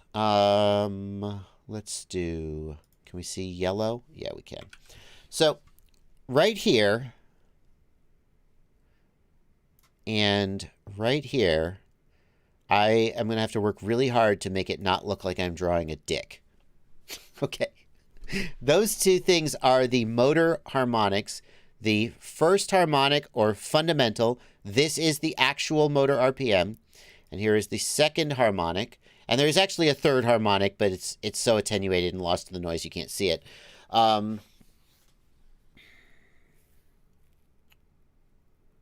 No, I apologize. I got that backwards. Because the first harmonic... No, I'm sorry. I see. First harmonic is at a lower frequency. I was reading the graph wrong. I apologize. And the second harmonic is at a higher frequency. Yes. 200 higher frequency is the second harmonic. So this is the actual motor RPM, and that's why it's stronger. Earlier, I was confused as to why this was stronger. Of course. Yeah, thank you, Brandon Beans. I got there. So this is the motor RPM, and this is the harmonic of the motor RPM. And there's additional harmonics. There's a third harmonic somewhere that we can't see because it's lost in the noise. Don't worry about that. If we were to turn this up, we could see it. No, it's gone. Okay, so this is what the RPM filters are dealing with.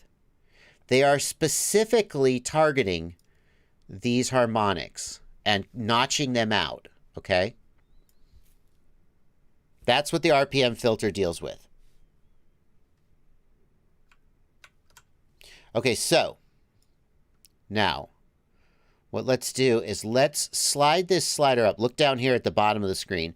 We're going to slide this slider up so we can focus on basically 200 hertz and lower. That's about right. There we go. So we're at about 250 hertz. This is everything from 200 hertz on down. And you can see, hang on. And you can see that we still get some of the motor harmonic or the motor fundamental down there. We could still get some of that, right? And RPM filters are taking care of that. Don't worry. But there's more stuff that's getting through. Okay? So, for example, there's this big blotch right here, which is frame resonance. We got some frame resonance here that needs to be taken care of. And there's that frame resonance extends up here and down. Again, I have to really try hard not to draw anything that looks like a dick because that would just be too juvenile. Right? So and there's other noise. Look at all this garbage right here. Look at all this nonsense. Right? That's noise. Right? Like, sure, we've got these white streaks here that are really obviously noise. There's a whole bunch of noise all over the place. So what we really want to see to make the quad fly, let's say that prop wash is around 80 to 100 hertz. Okay? We got prop wash around here. I wish I could make text, but I can't with this stupid screen grab app. Prop wash. PowerPoint, where are you? Prop wash is around 80 to 100 hertz-ish. And then down here, like below 50 hertz, this is the actual movement of the quad. We need this in order to fly. But everything from here, this can all just go. We do not care about this. We do not need it. We do not want it. It's just noise. And that's where the low-pass filters come in. So a low-pass filter is going to just attenuate everything. A low-pass filter is going to do something like that and just get rid of all of this. Boom, get rid of it. And that's why we need both the low-pass filters and the RPM filters. Okay? So, you know, you've got that? You guys get all that? Hey, Bardwell made a slide today. All right. 661 FPV says, now with the new dynamic filters, why do we need RPM filtering? So there's two types of dynamic filters we could talk about. And Verix Lynn, maybe I've misinterpreted what you were saying. So Betaflight has two types of dynamic filters. Let's go in and look. If we look in PID tuning and filter settings, there is a dynamic low-pass filter. And that's what I was talking about. Everything above, well, it just depends. By default here, it looks like it's going down to 250 and up to 500. We can change that, right? We can lower that and raise that. Then there's another dynamic notch filter. Okay? So the dynamic notch filter is the same as the RPM filter in that it is a notch filter. Okay? So the RPM filters are notching out the motor frequency specifically. The way that the dynamic notch filter works is that the dynamic notch filter looks at the data, looks for peaks in the data, and then notches those peaks out. Okay?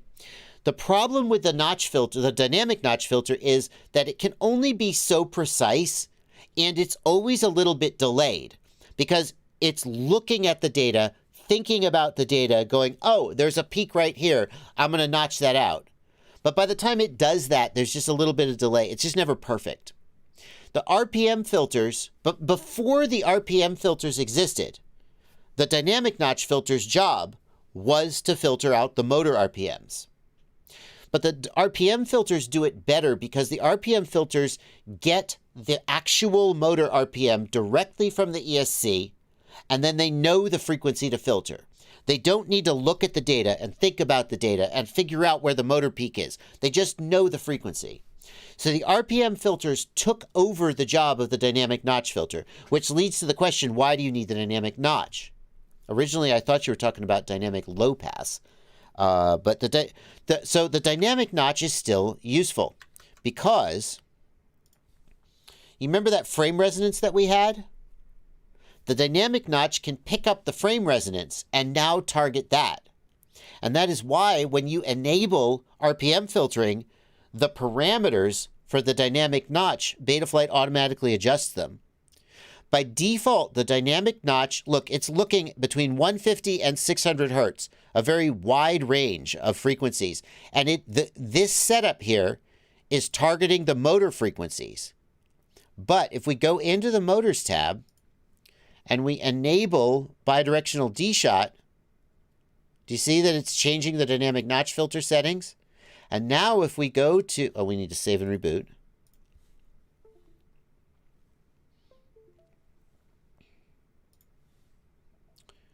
If we now go to PID tuning and filter settings, notice that the dynamic notch is now what you change. It's the same frequencies. I'm surprised to see that. But we did change the notch count. So there's only one notch filter instead of 3. And we raised the Q factor, so it's a significantly narrower notch. Interesting. I thought they would probably change the frequency, but I guess they didn't. They must be doing something smart that I didn't expect. So now when you have RPM filter enabled, The dynamic notch's new job is to look for remaining frame resonances and notch them out. When you have gyro RPM filter disabled, the dynamic notch's job is to track the motor frequencies. And so, yes, you should absolutely use them both. Should always use them both. Because here's the thing. Every frame is going to have some resonance. And the dynamic, you should always use RPM filter because it's the best way to filter out the motor frequencies. And then you should always use dynamic notch because there will always be some frame resonance, and it's a great way to track that frame resonance. It starts asks, why did the motor errors switch to 100% when you enabled bidirectional? Because there is no ESC. This is just a naked flight controller. Since there is no ESC, there are no motors to report anything.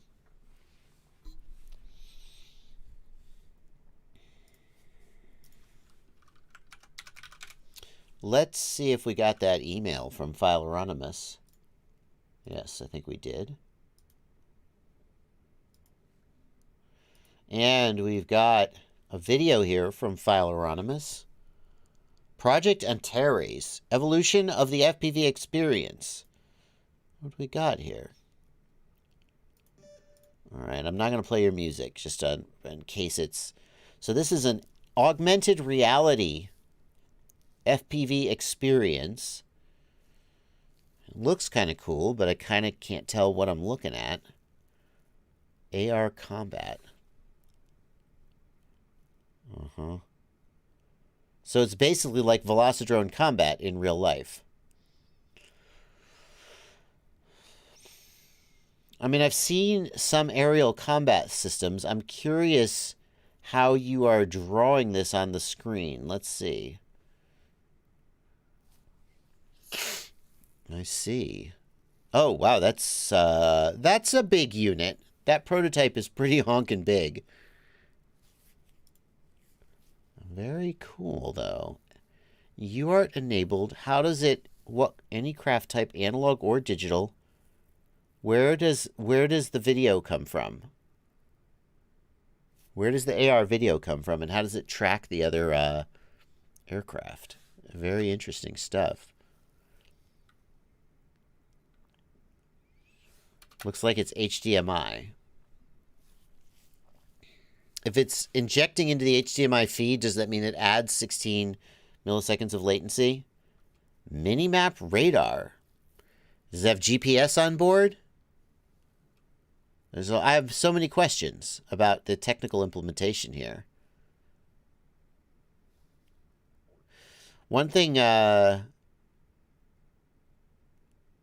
Velocidrone had to do was use bigger, slower quads to make dogfighting feasible.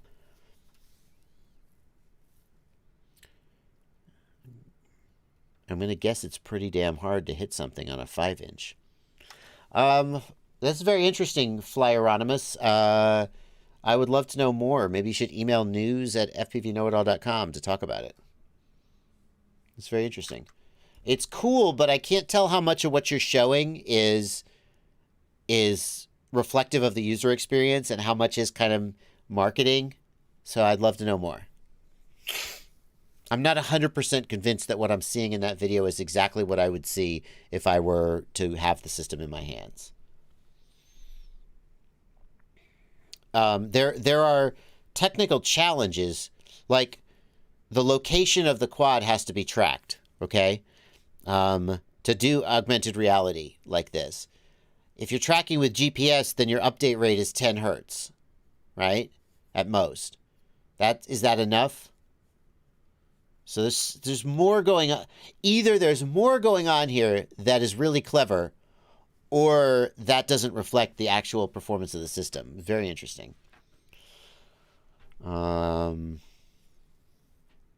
Very interesting. Mikhail Anderson, I mean, you're right. You can inject an HDMI overlay without waiting for a full frame. I was just, the simplest way to do it would be to have a frame buffer like that. I'm not assuming what they are or aren't doing.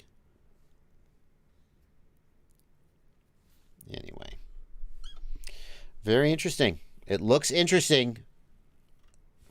I just am, I'm a little suspicious that it's hypey, because what you're doing is actually much more difficult than I think people realize that it is. And maybe you've solved it, and that's really cool if you have.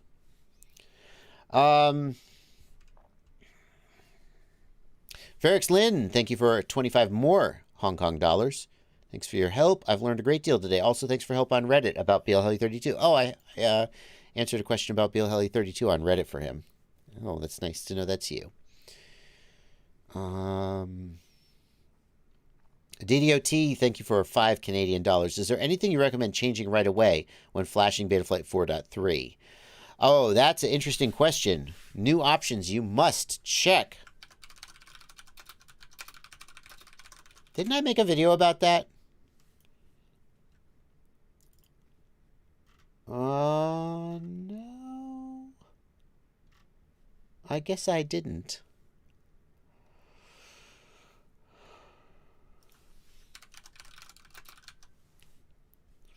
I thought I might have made a video like Betaflight 4.3, 5 options you must change. No, I guess I didn't. That's an interesting idea for a video. I'm gonna hang out. I'm gonna hold off on that one, DDOT. I mean, like the default PIDs, you should set your rates. I mean, other than basic setup, like set up your rates and so forth. I think that everybody who tries Betaflight 4.3 for the first time should try the defaults. Exactly. 661 FPV, you must set up your control link preset. Like, you can fly on the defaults, but you should absolutely go into the presets and set up your control link preset to get the best performance. It's very simple and very easy to do. Other than that, I think everybody should try flying the defaults because they're really quite good for most people.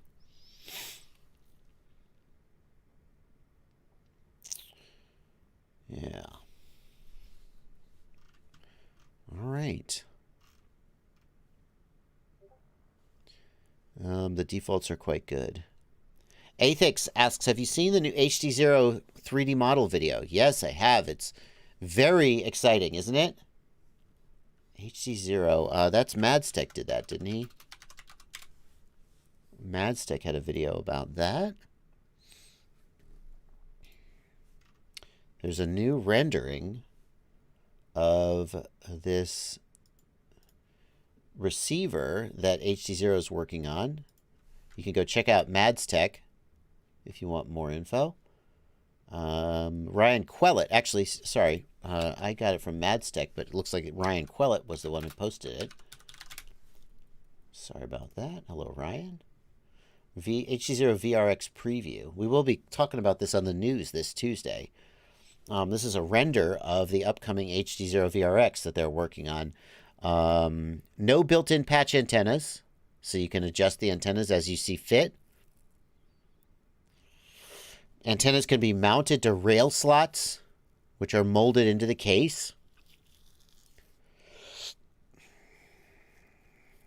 Real-time clock with backup battery, so DVR recordings contain time and date. Very cool. Microphone to record ambient environment and your voice. Very cool. Orca first to do that as far as I know. Credit where credit's due. New FPV GA, unfortunately. Higher power draw, but there you go. Slightly different size. ELRS backpack connector. Cool stuff. Doesn't look like a revolutionary redo. It's just nice to know that someone's going to be frickin' making them, right? Because currently they are out of stock everywhere and impossible to buy. But very cool stuff.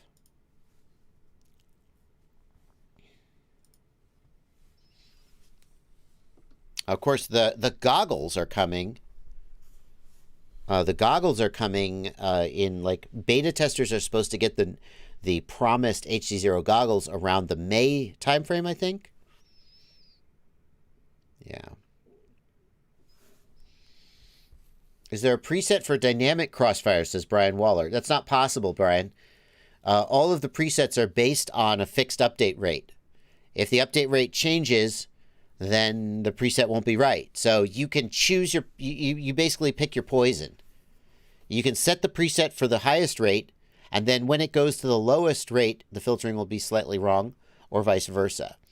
My opinion is, if you fly dynamic crossfire, you're going to be on 50 hertz most of the time. Because when you fly not very far away from yourself, it drops down to 50, and then it is very conservative about switching back to 150. So with crossfire, I would probably just run the 50 hertz if you were really concerned about the filtering being correct. Another argument is that you should just run 150 and accept the fact that the filtering isn't quite right when you go to 50. Can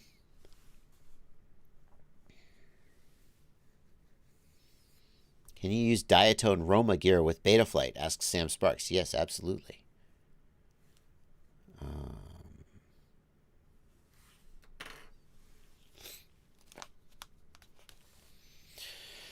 Alrighty, guys. We got about 10 minutes till the end of the stream. Aaron Ciotti is going to be streaming at 3 p.m. when I finish up, and he's going to start posting the link to the stream, his stream. So at 3, when I go off, you can switch over there. Eric Toft has a question in the Discord. If you change your control link settings, on a quad, does loading a new preset negate the old settings? That's a very good question, Eric. And in order to answer that question, I would like to show you. Let me go over to the screen. I would like to show you my GitHub where I have my presets. And the reason I want to show you that is that the devs were very smart. So let me zoom in on this a little bit. In every presets folder, there is the devs have put defaults.txt. And defaults.txt resets all of the relevant values back to the defaults. And then what you do as a creator of a preset is, before you do your own presets, you load in the defaults. And that way, whenever you load a new preset, the very first thing the preset does is reset everything back to defaults before it loads the new one.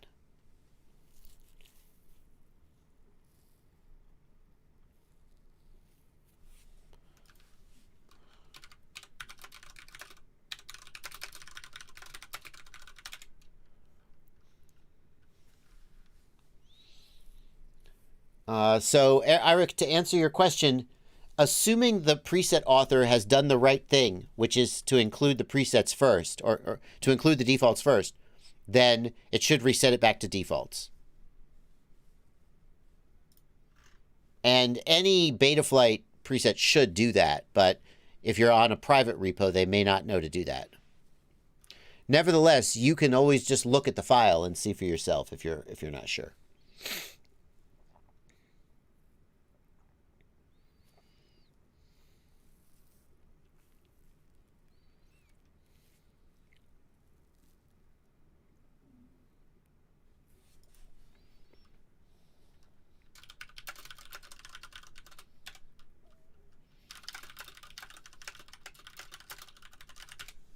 Okay. Alrighty.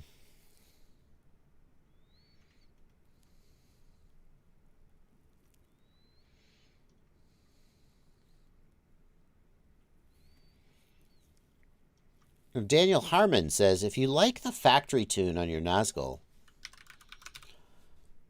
how do you copy it back onto a new firmware update? If you've switched from 4.2 to 4.3, do not copy the factory tune, because the factory tune is based on the 4.3 PID controller, or the 4.2 PID controller, and the 4.3 code is different.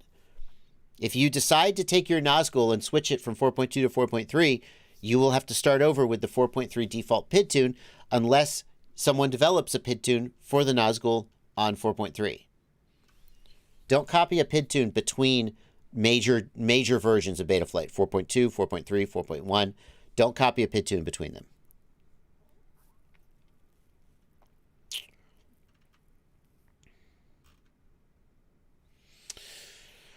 Are there controlling presets for the DJI controller? That's a good question. I think no, but we can always check.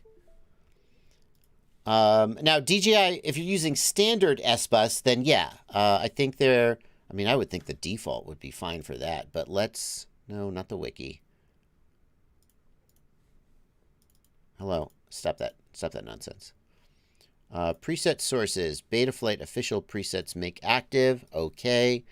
RC link presets. And let's just... Here, oh, we did... Oh, fantastic. Yes, there are. DJI normal and DJI S-Bus fast. Excellent. And if we look here, if we say view online, we can actually see right here. Does he load the defaults? There should be an include. Uh-oh. There is Mark Spatz. Why is there no include defaults? Oh, I am absolutely scandalized. I am scandalized. Well, you could always manually load the default.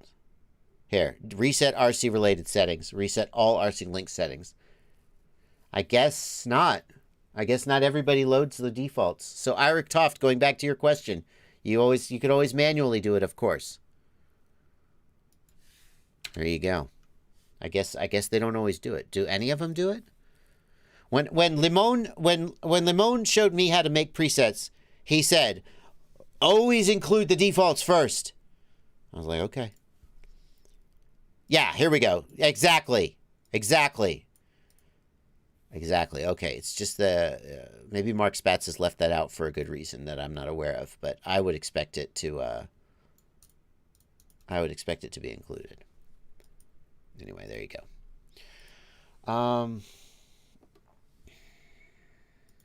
Okay. Can you see my question in the live chat? Asks Mikhail Tejera. Thank you for €5. In the live chat. Where's the live chat? Oh, I don't know about that.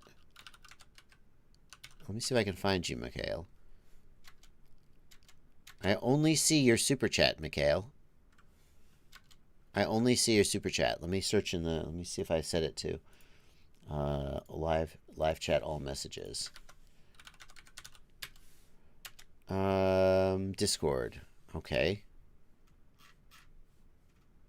This is... there you are. I see you typing now. Mikhail Tejera, thank you for a €5 super chat. What do you think I can do to take weight and upgrade the Nazgul Evoke HD? I also upgrade the ESC to 32.8. I have new gyro BMI 270. Your Nazgul Evoke HD is 840 grams with a GoPro 10 and a 1400 milliamp hour battery. So the thing is, the Nazgul Evoke HD is not that heavy, but you have a Hero 10 with presumably a 3D printed mount, and you have a humongous battery. 1400 milliamp hours is a pretty big battery. So that's what you can do to lose weight. Go down from a 1400 milliamp hour battery to a 1250 or an 1100 milliamp hour battery. You're going to save 30 or 40 grams maybe. Take your battery out of your GoPro 10 and use a USB adapter. Although the GoPro 10 on the latest firmware it won't let you do that. Unfortunately. Oh, 4S or 6S, good point. If it's a 1400 4S, that's pretty normal. If it's a 1400 6S, that's part of the reason it's so heavy. The thing is, your quad, you have a Hero 10 is, what, like 200 grams or something. 190, yeah, it's 6S. There's not very much you can do to make the Evoke itself lighter. You have a big honking camera. That camera is probably, with the GoPro mount, it's probably over 200 grams. And you have a big honking battery. The single biggest thing you could do is use a smaller, lighter camera and a smaller, lighter battery. That's not the answer you want to hear, but that's the answer. A 1400 6S is enormous. A typical 6S for racing and Well, depending on what level you're racing at, they do go that big. But they have a much lighter quad to begin with. A typical 6S for casual use would be around 1100 milliamp hour on a 5-inch. A 1400 is huge. So use a smaller battery is where I would start. And you'll get shorter flight times. And then see if you can find a way to... Like, the problem is on the latest firmware, the Hero 10 doesn't work right with USB power. It complains that it doesn't have enough needs, that the power supply isn't adequate. You used to be able to do that. But if you could find a USB adapter that worked, you could pull the battery out of the GoPro and use USB power. But the real answer is that if you put a big heavy camera and a big heavy battery on a quad, it's going to be heavy. So I hate to say, sell your Hero 10 and buy a DJI Action and save 100 grams. But like on some level, that's actually the answer. Because there isn't anywhere you could cut 100 grams from the Evoke itself. Like somewhere out there, there's someone who would just like rip the seats out of the car, you know, like rip the air conditioner out of the car and just save every gram. And they could get an Evoke, they could get 100 grams out of an Evoke. Most people aren't going to want to do that. Alrighty, folks, then we are done. We are done. Oh, I got one more super chat. Sorry, Siati. Grass Wizard, thanks for a $5 super chat. I can buy any left or right hand antenna for my Caddx VTX, correct? Yes, you can. The stock antennas are fine, though. Just use them. Thank you guys for being here. Go watch Siati's live stream. Happy flying, everybody, and I will see you tomorrow at 8 p.m. Eastern Time.